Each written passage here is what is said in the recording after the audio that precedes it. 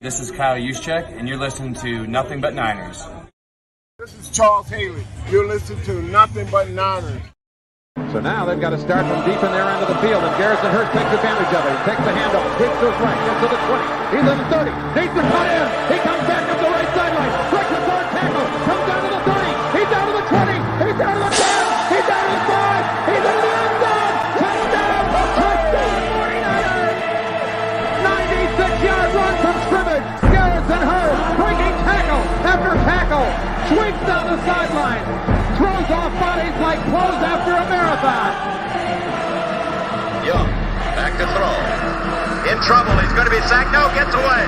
He runs, gets away again, goes to the 40, gets away again, to the 35, that's back at the 30, to the 20, the 50, the 10. He died. Touchdown, 49ers.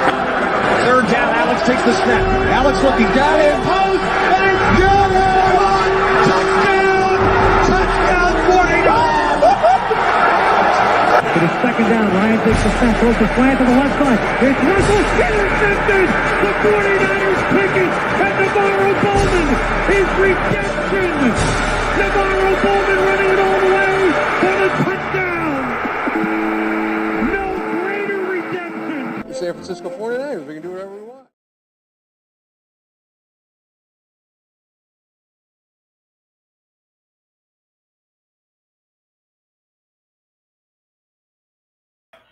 Click, click, boom. What's going on, faithfuls? It's your boy Mike from the Nothing But Niners crew, and I am back, guys. It is time to talk some Week 14 action, man. The 49ers are set to take off against the freaking Tampa Bay Buccaneers in a game that promises to mean more than last week's game against the other Florida team.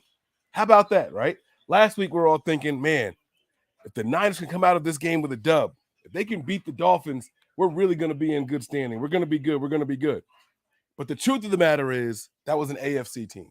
It was a team from Florida, but it was an AFC team. Now what we got to do is come in here and take care of business against the Florida team from the NFC.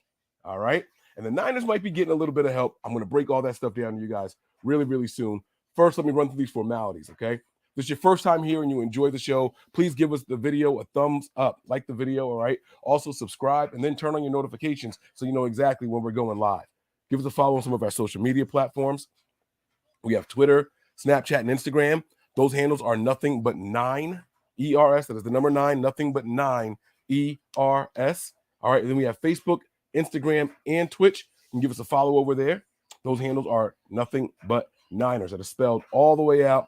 All right, some underscores might be in there somewhere, some variation of it, but there are no numbers anywhere for you to type in there, okay? Give us a follow. Shoot us an email, guys. If you have questions, comments, concerns, suggestions for the show, nb9ers@nothingbutniners.com. And then last but certainly not least, guys, head on over. Join the fun. Join the show. Patreon.com/nb9ers. That is the place to be. If you guys are in an area where you struggle to see the games or you want to watch it with some fellow faithful, you want to interact with some people during the game, this is the place to be, guys. Head on over, patreon.com/nb9ers. Okay, I'm your guy, Mike Andrews 83. That is my Twitter handle. You guys can give me a follow. I try to interact, but I am not the greatest person on Twitter. There's a lot of I'm not gonna say negativity, but there's a lot of I told you soers on Twitter. And it's just not, it's not really my thing. It's not for me. But I am there. I do try to communicate. I'm watching Red Zone right now. We're hoping that the Texans can pull off an upset. It's a wonderful day, man. If the Cowboys somehow manage to lose, the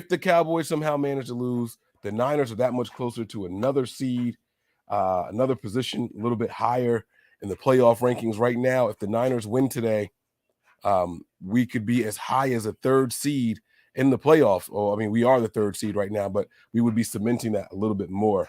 Shout out to everybody in the chat. You guys are the real winners. Y'all are the real MVPs. My man Callie says, Mike, how you feeling, bro? I'm doing better. I'm doing better. I'm not 100% yet. I am not all the way healed, but I am definitely better. I'm not terrible. I am not terrible. All right. Thanks for asking. I really do appreciate it. Shout out to everybody out there. Shout out to everybody going to the game. Shout out to everybody that's out there. I was able to give away my ticket to the game. I was supposed to be there for this one, guys. I came down with a really bad case of COVID. Wasn't able to go out and hang out with people the way I wanted to, but I was able to make someone's day, just gave the ticket away. Just tweeted out, if anybody wants to go to the game, I got one ticket. If you want it was a decent seat in the 200 section, so I got a DM and I transferred the ticket right away, and my man was very appreciative. So I'm happy that I was able to help someone else, doing kind to other people, for other people.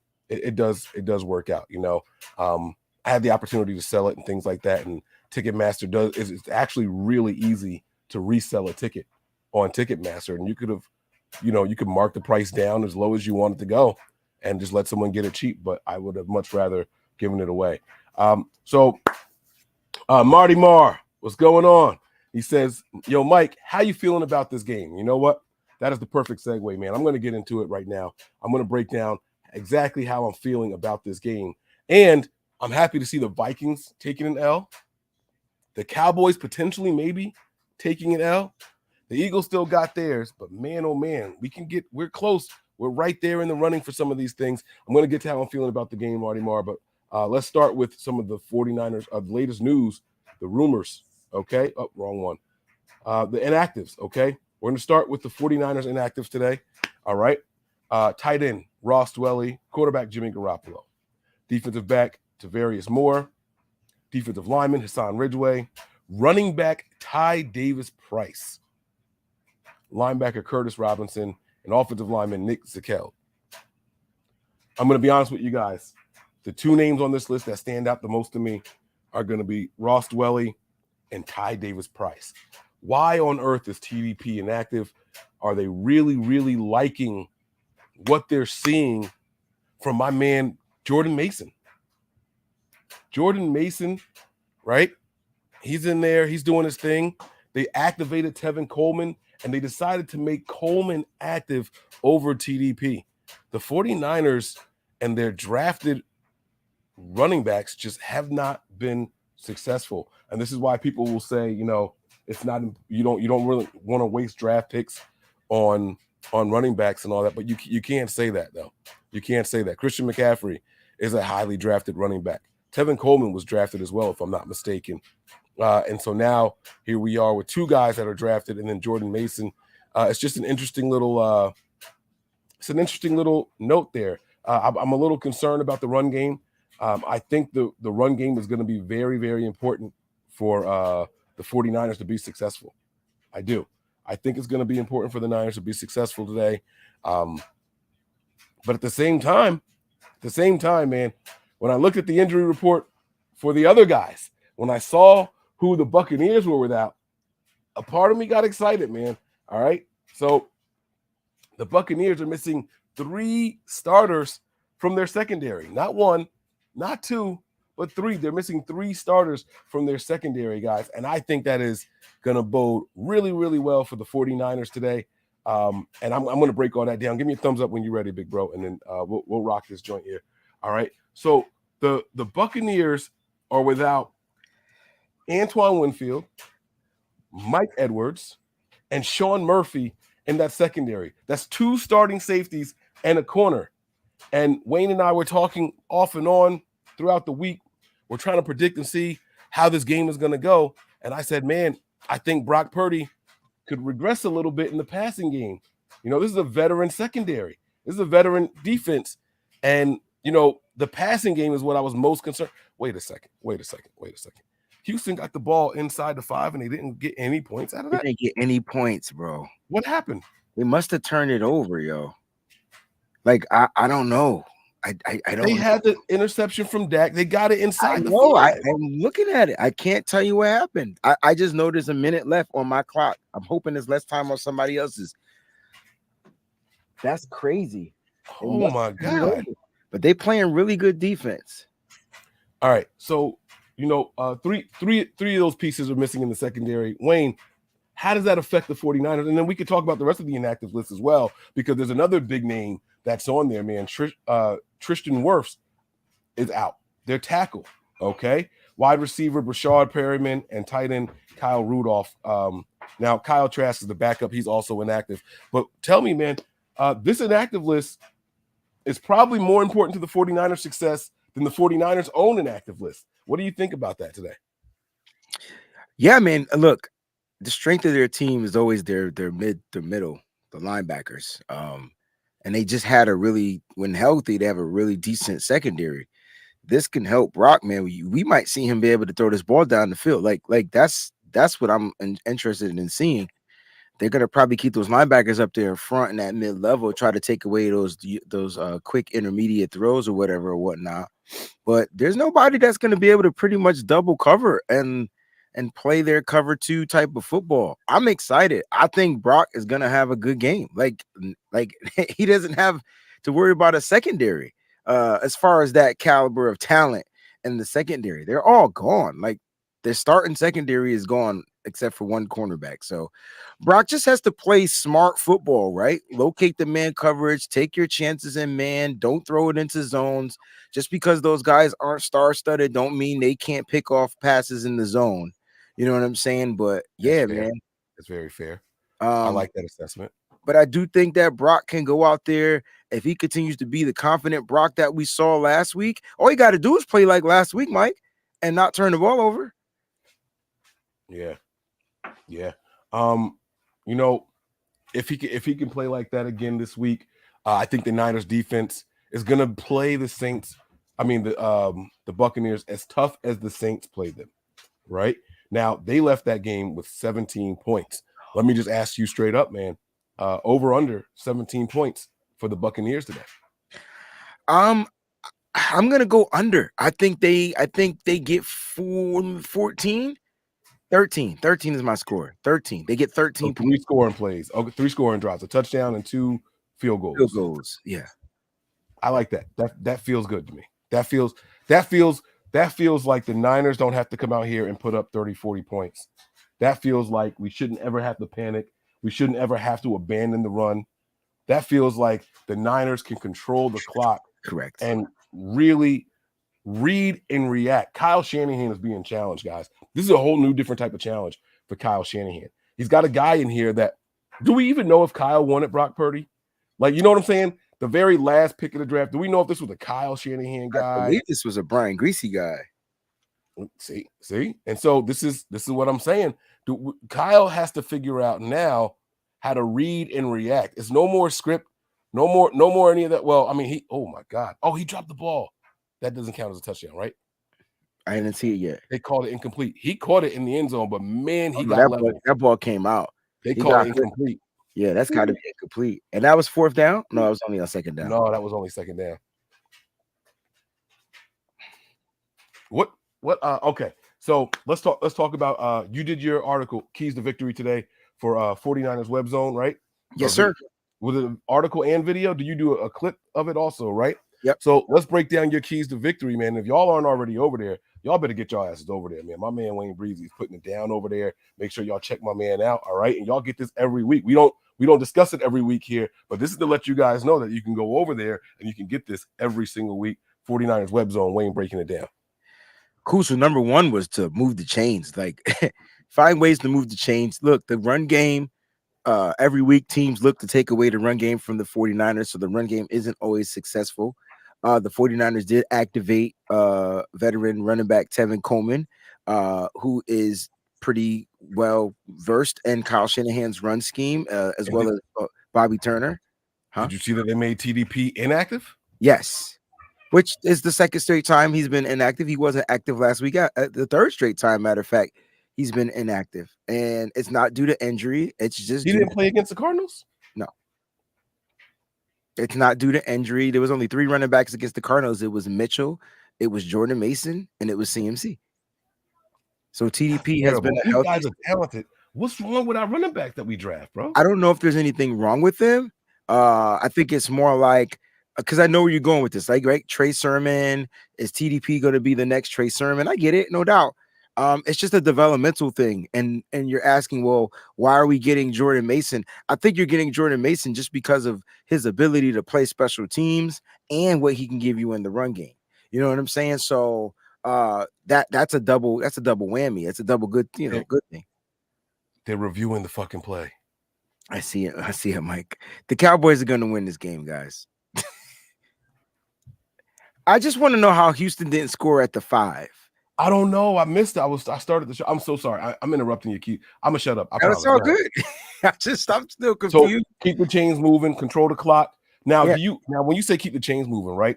The 49ers finished last week, if I'm not mistaken, with like 21 first downs or something like that. They finished with 20, I believe it was 24 first downs, 15 were throwing.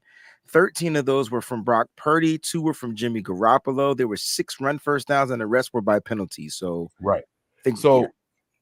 keeping the chains moving, are you more concerned about when they move those chains or how many first downs? So, for example, if we finish this game with 400 yards, but we're just 1 of 4 on third downs, are you happy with that? That's a lot of first downs. That's a lot of success. When I say keep the chains moving, and I appreciate everybody for saying that they like the hat. Thank you so much. It's more keep the chains moving, keeping Tom Brady off the field, keeping control of the clock. It's a whole bunch into keeping the chain. So it's more like, all right, they're gonna negate the run game. So you got to find way to extend the play, like extend the run game, right? So expect the screens, expect the swing passes, expect keeping those chains moving, which result in first downs. So I think both of the things you're asking me, I think they both tie into keeping the chains moving, right? When it happens, as well as getting those first downs. The more first downs you get, the more opportunities you're going to get a chance to score, right? You get 9 first downs, like you should be in the red zone ready to punch it in for a touchdown, right? And so that's kind of like where we'll keep the chains moving. So that's my number 1. You know what I'm saying? And the thing is, look, Tampa Bay's like rush defense is ranked 18th, but for some reason, even teams with bad rush defenses find a way to stop the run because they overload the box, right? They put everybody and their mother sucker in that box, and they're like, yo, I'm going to take away the run game, point blank, period, force the quarterback to pass. The difference between Jimmy Garoppolo and Brock Purdy is Brock Purdy's not going to look to just throw the pass over, drop back across the middle. Brock Purdy can get outside of the play and hopefully get one of those trailing wide receivers, running those crossing routes to go with it. And now Brock got to make the accurate throw. He makes the accurate throw, then he's good to go. You know what I'm saying? Well, that's what we have to be worried about today, man. We haven't seen him really hit anybody in stride. And that's going to be a big part of today's challenge for Brock Purdy. Now, I do have a question for you. All right. And I like your breakdown of control of keeping the chains moving. I want to talk about controlling the clock today. Okay. I want to talk about controlling the clock. When people say that they want to see the Niners control the clock, I think of 2 different things, and they never really specify which one they mean. Do you want time of possession, or do you want efficient offense when they're out there? Because time of possession tells me a lot of run plays. Always efficient offense. It doesn't matter how the offense moves the ball and control and has the time. It's about how efficient that they move the ball. It's always efficient offense. So I don't care if it's one play, 99 yards. Like doesn't matter. It's the efficiency of what they do on offense. And that's going to be key for the 49ers in their offense because they don't have an experienced guy. Right. And so now you're asking a young pup to go out there and lead this team to some type of a victory. And it's more like, look, young pup, just don't mess up and we got you. And I guarantee you that's what the team is saying. I guarantee you that's what his playmakers are saying on offense. And I wouldn't be surprised if you see the offensive line even play better in protecting this guy. Now, you may see some calls like illegal man's downfield. You might see that more with Brock Purdy, just like we would have saw it more with Trey Lance. It's always when they're extending the play and they don't know that the quarterback is trying to scramble and they're already down the field, right? They count to 5 Mississippi and they out. Yeah. And that's exactly what I wanted to ask you. Do you think you see a mobile version of quarterbacking today? A young man getting on the move a little bit. We got the young 22-year-old quarterback coming in here, right? His first start. His family was going to make this game, not even to see him. They came to see Tom Brady. How about that? That story came out last night or this morning, whenever it was, that his family hadn't been to a lot of Niners games, but this was one that they were going to go to because it was their opportunity to see Tom Brady. And that, by the way, is the same reason why I bought tickets to this game. I wanted to see Tom Brady before he retired, right? Look at that, right? But it's interesting. They're there. Does Kyle put him on display a little bit? Does Kyle give him a half a field read and then the ability to run the opposite direction if something's not there? What do you think? I think so, right? Because not because of the family and the fan base, whatever, it's because of what the defense is going to predict, right? And so, look, they're missing their secondary, okay? And I'm sorry, I'm taking my chances. Just like cats are going to come after this young quarterback, I want this quarterback to go after that young secondary. Like, you get what I'm saying? Like, and that's what Kyle Shanahan should be like trying to do. Attack the young secondary. All right, I tell you what, Brock, if you trust me, I will make sure that these plays are open for you. All you got to do is make the play happen, execute the play. And we could talk about this this chat as well. Brady 6-0 versus quarterbacks making their first start. Yeah, but that's when he was coached by Bill Belichick too. Like, let's talk about this stat right here. And if you haven't been watching the San Francisco 49ers, they've been breaking records all season long. Records and streaks, right? That's the one thing that they're consistent in breaking, Mike. Now that I think about it, as well as bones and stuff. But I'm not saying players, but yeah, it's good to see you feeling better too, bro. You sound much better. Thank you. But seriously, like, Brady that's a fact. That stat right there by Fat Bastard is a stat, is a stat, and it's a fact. But look,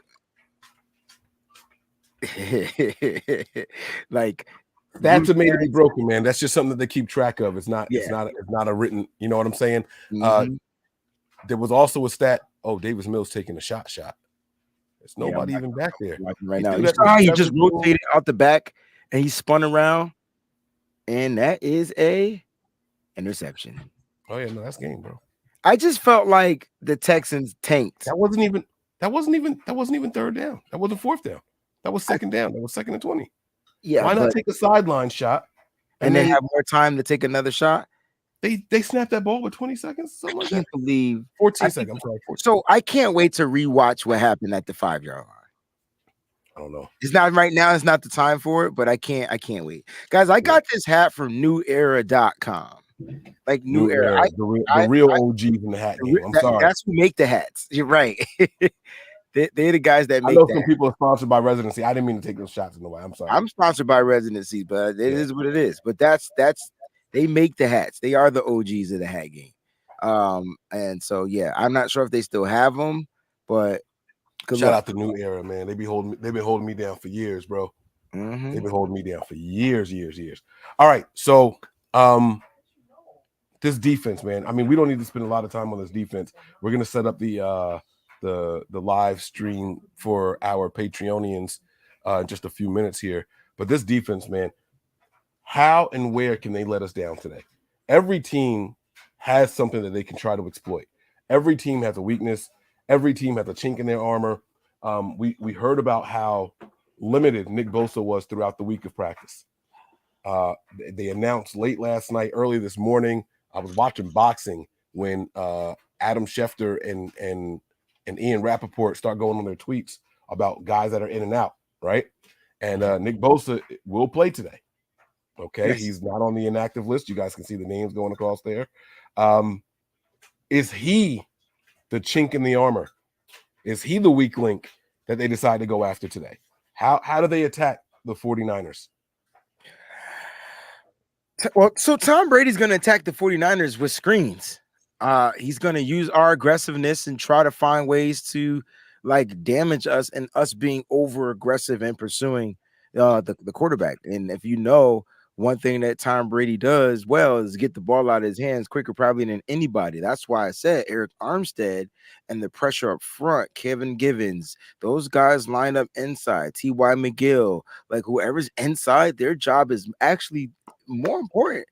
It's more detrimental. It's more important to the 49ers defensive pass rush because Tom Brady is able to use the aggressive pass rushers and they rarely get to him. When Tom Brady is sacked, it's up the mother freaking middle. So Eric Armstead, I'm hoping he could soak up a couple of guys, but we saw that one rush sack by Kevin Givens against Colt McCoy. Colt McCoy is a shifty sucker, right? He's shifty, but he wasn't shifty enough to miss the straight bullet. If we can free up that and do that a couple of times, keep guys in coverage, Tom Brady may be uncomfortable. Then that's when the edges will eat. Because now, if he's getting the pressure up in his face, he's going to try to step outside. And next thing you know, he step outside, pap. You know what I'm saying? So that's what you want to do. But if you're just trying to pap it from the outside, Tom Brady will step up in that pocket and deliver a perfect pass. Now, the question is, can they catch the pass? That's a whole nother conversation. But that is the issue. That's how Tom Brady's going to look to beat us. He's not going to look to throw deep down the field. The 49ers give up a couple of deep plays a game. That's about it. That was one of my other 5 keys to victory. It was actually my number 4. Limit the big play, right? Because you saw 2 big plays in the Miami Dolphins game. I don't think what happened to him at the beginning of this game will ever happen to him again. That Trent Sherfield touchdown, where I felt like it was on Talanoa Hufanga. He kind of ran to the wrong side to cover it, and he tried to turn him back around and get quick. And next thing you know, he's by the linebacker where Fred couldn't get to him. But that was that. And then the rest of the safeties, they were just all out of sync. Anyway, that's never going to happen again. But as far as the Tyreek Hill situation, that may never happen again either, because I don't think that there's another person. Now, Chris Godwin is the guy you want to circle. That's the guy. It's not Mike Evans. Chris Godwin, and don't sleep on Russell Gage. He will keep the chains moving.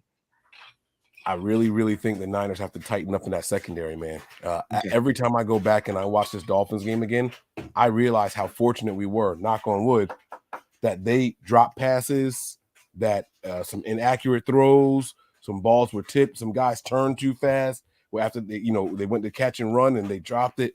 I'm not saying that we would have lost that game. But there were opportunities. There were opportunities that our defense didn't necessarily our defense wasn't necessarily the reason why those plays didn't work out in favor of the Dolphins. You know what I'm saying? Mm-hmm. So I don't know if Tom Brady's going to be that inaccurate that many times in a game. And I'm not saying that they have the same speed or they have the same ability or anything like that to go toe-to-toe with the Niners the way that I think that the Dolphins do. But I just think that we left a lot out there on that field that was a little bit out of our control, and it shouldn't have been, as far as our defensive coverage units go. Did you see the same thing on the rewatch? Did you ever go back and look at the defensive play? Oh yeah, man. Listen, they missed some throws. They dropped some throws. Defense was out of position on a few of those throws, and I'm like, oh snap, But look, that's going against a fast ass offense with like speed. And I don't think that the Buccaneers have the same speed, nowhere near as what Tampa does. All their wide receivers are older. Chris Godwin's still coming off of the ACL injury.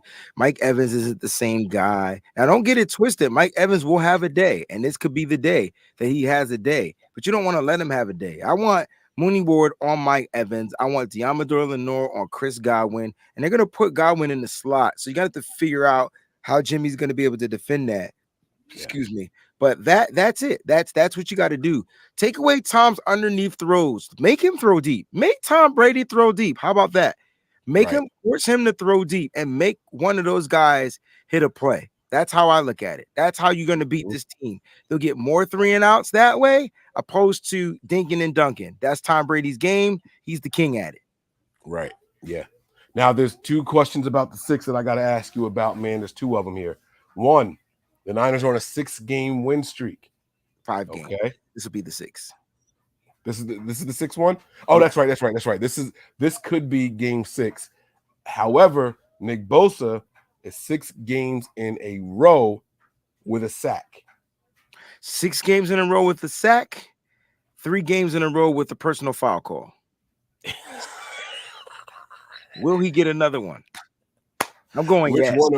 Which one are we talking about? Personal foul or the sack or both? I think he's going to get at least one of both.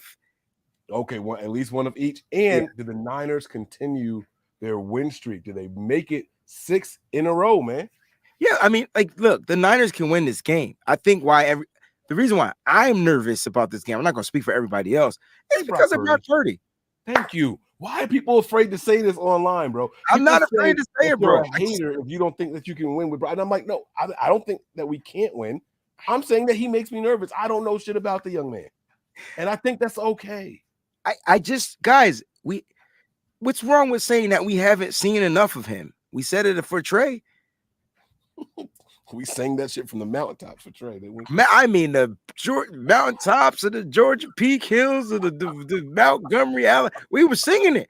So there's nothing, and I'm not saying that to compare the two. I'm just saying, look, he came in. Just remember what Jimmy Garoppolo did when he came in during the Seahawks game. He looked like he was about to be He-Man Jimmy, right? What happened in the Denver game, bro? I mean, he was She-Ra, right? Yeah, he didn't do much of anything. It was hello, where you at? He was Jim in the holograms. He was different, right?